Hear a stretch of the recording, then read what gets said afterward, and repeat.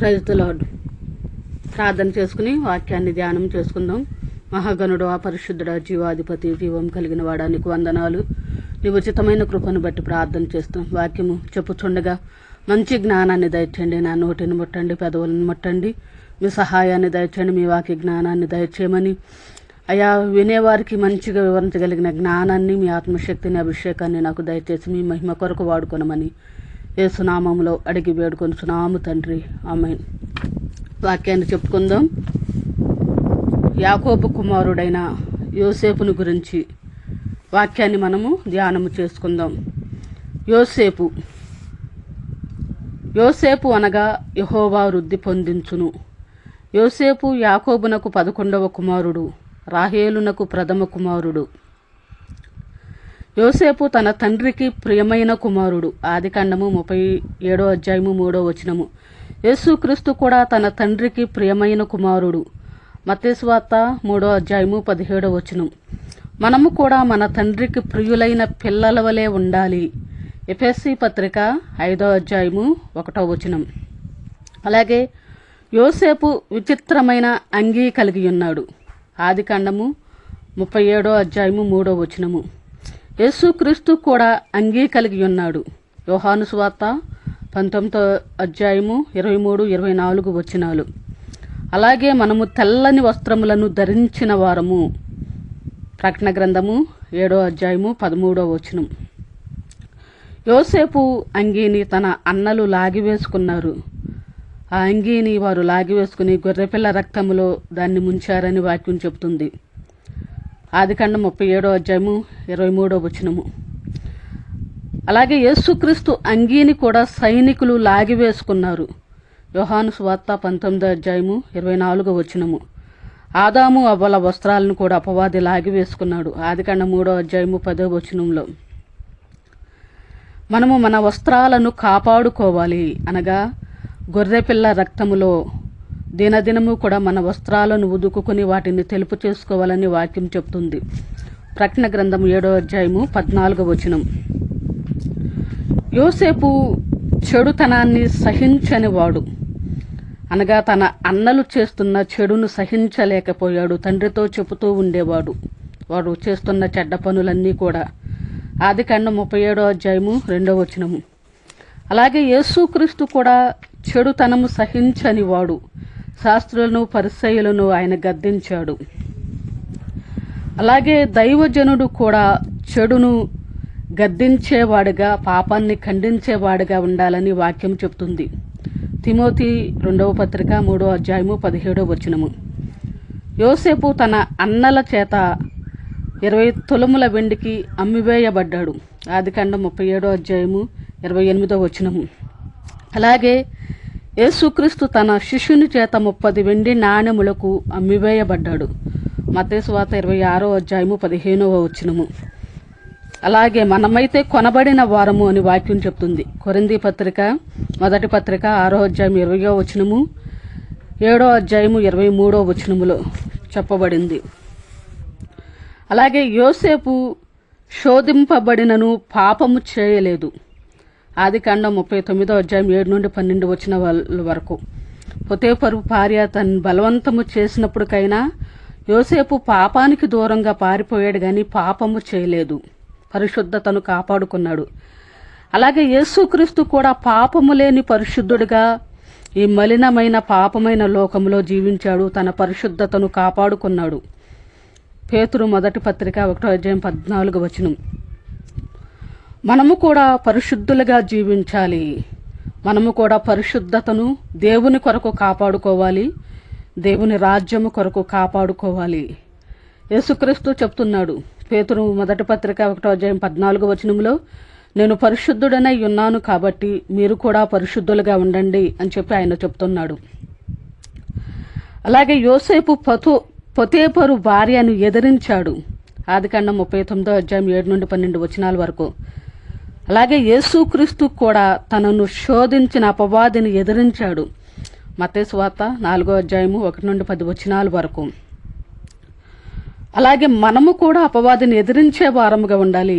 యాకోబు పత్రిక 4వ అధ్యాయం 7వ వచనము.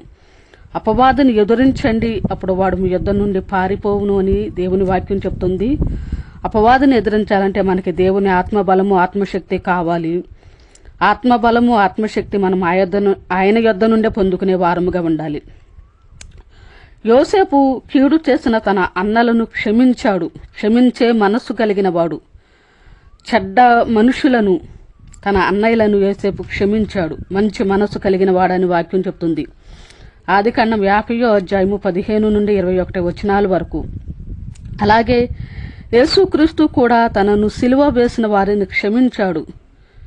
తన్ను కొట్టి గాయపరిచిన వారిని, అవమానించిన వారిని, గేలి చేసిన వారందరినీ కూడా యేసుక్రీస్తు క్షమించాడు. లూకాసు వార్త 23వ అధ్యాయము 34వ వచనం.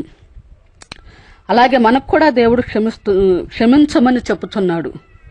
ఎంతవరకు మనం క్షమించాలి అంటే, మనము బ్రతికి ఉన్నంత కాలము క్షమించాలి. మనము దీర్ఘకాలము కూడా క్షమించాలి అని చెప్పి దేవుడు చెప్తూ ఉన్నాడు. మత్తయి సువార్త 18వ అధ్యాయం 21-22 వచనాలు. పేతురు వచ్చి ఆయన అడిగినప్పుడు చెప్తున్నాడు, 7 మారుల మట్టుకు క్షమించాలా నా సహోదరుడు తప్పు చేస్తే అంటే, 7 మారుల మట్టుకే కాదు 70 ఏళ్ల మారుల మట్టుకని నీతో చెప్తున్నాను అని యేసుక్రీస్తు చెప్తున్నాడు. అలాగే యోసేపు చెరసాలలో ఉన్నప్పుడు ఆయన 2 కలలకు అర్థం చెప్పాడు. వారిలో ఒకడు మరణించాడు, ఒకడు బ్రతికి ఉన్నాడు. ఆదికాండం 40వ అధ్యాయము 9 నుండి 19 వచనాల వరకు. అలాగే యేసుక్రీస్తు సిలువ వేయబడినప్పుడు కూడా 2 బందిపోటులు ఆయనతో కూడా సిలువలో వేయబడి ఉన్నారు. అయితే వారిలో ఒకడు నరకాగ్నిలో వేయబడ్డాడు, మరొకడు క్షమాపణ కోరుకుని పరదైసుకి చేరుకోగలిగాడు. లూకాసు వార్త 23వ అధ్యాయము 39 నుండి 43 వచనాల వరకు. అలాగే మనము కూడా అగ్నిలో నుండి లాగినట్లుగా అనేకులను రక్షించాలి అని చెప్పి దేవుని వాక్యం చెప్తుంది. అనేకులు రక్షించబడాలి అంటే అగ్నిలో నుండి లాగినట్లుగా అనేకుల కొరకు ప్రార్థించాలి. భారము కలిగి ప్రార్థిస్తే అనేక ఆత్మలు రక్షించబడతాయి అని చెప్పి దేవుడు చెప్తున్నాడు. యూదాపత్రిక 22వ వచనము. అలాగే యోసేపు 17 సంవత్సరాల వయసులో ఉండగా ఐగుప్తు దేశానికి దాసుడుగా బంధింపబడిన వాడుగా వెళ్ళిపోయాడు. ఆదికాండం 39వ అధ్యాయము 1వ వచనము. అలాగే యేసుక్రీస్తు కూడా ఇంచుమించు 2 సంవత్సరముల వయసులో హేరోదు వలన కలుగు మరణము నుండి తప్పించబడుటకు యేసుక్రీస్తు కూడా ఐగుప్తు దేశానికి వెళ్ళాడు. దేవుని దూత చేత యోసేపు హెచ్చరింపబడిన వాడై యేసుక్రీస్తుని అక్కడికి తీసుకువెళ్ళినట్లుగా వాక్యంలో ఉంది. మత్తయి సువార్త 2వ అధ్యాయము 13 నుండి 15 వచనాల వరకు. ఐగుప్తు దేశానికి వెళ్ళిన యోసేపు అక్కడే మరణించాడు. అలాగే ఐగుప్తు దేశానికి వెళ్ళిన యేసుక్రీస్తు మాత్రము ఆయన తిరిగి వచ్చాడు, నజరేతులో జీవించాడు. అలాగే మనము కూడా పాపములో చనిపోయిన వారమే. పాప బంధకాలలో పాప మరణము మన మీద ఏలుబడి చేసి మనము చనిపోయి ఉన్నప్పుడు క్రీస్తు మనలను బ్రతికించాడు. కాబట్టి క్రీస్తు కొరకు మనం జీవించవలసిన వారమై ఉన్నాము. ఆయన కొరకు సాక్షులుగా బ్రతకవలసిన వారమై ఉన్నాము. అలాగే యోసేపు ఎక్కడ జీవించవలసిన వాడు, ఎక్కడ జీవించాడు అంటే, యోసేపు కానానులో తన తండ్రితో కలిసి సంతోషముగా ఆనందముగా జీవించవలసిన వాడు. తన అన్నల చెడ్డ మనసును బట్టి ఐగుప్తి అనే చీకటి దేశానికి బంధింపబడిన వాడుగా వెళ్ళిపోయాడు. అలాగే యేసుక్రీస్తు కూడా ఎక్కడ జీవించవలసిన వాడు, ఎక్కడ జీవించాడు అంటే, తన తండ్రితో కూడా మహిమ కలిగిన దేశములో మహిమోన్నతుడుగా ఆయన జీవించవలసిన వాడు. అలాగే పాపలోకానికి ఆయన వచ్చేసాడు. పాపలోకానికి మానవునిగా ఆయన ఎందుకు వచ్చాడు అంటే, లోకములో ఉన్న పాపము చేసిన ప్రతి మానవుని కొరకు, ప్రతి ఒక్కరిని కూడా పాపము నుండి విడిపించడానికి ఆయన ఈ లోకానికి వచ్చాడు. తిమోతి 1వ పత్రిక 1వ అధ్యాయం 15వ వచనంలో ఈ విషయం చెప్పబడుతూ ఉంది. అలాగే మనము కూడా మన జీవితాల్లో యోసేపును మనకు మాదిరిగా తీసుకోవాలి. అలాగే యేసుక్రీస్తును కూడా మనకి మాదిరిగా తీసుకోవాలి. ఎందుకంటే యోసేపు పాపానికి దూరముగా పారిపోయి పరిశుద్ధతను కాపాడుకున్నాడు. అలాగే యేసుక్రీస్తు కూడా పాపలోకంలో జీవిస్తూ కూడా పాపము లేనివాడుగా పరిశుద్ధుడుగా ఈ లోకంలో బ్రతికాడు, తన పరిశుద్ధతను కాపాడుకున్నాడు.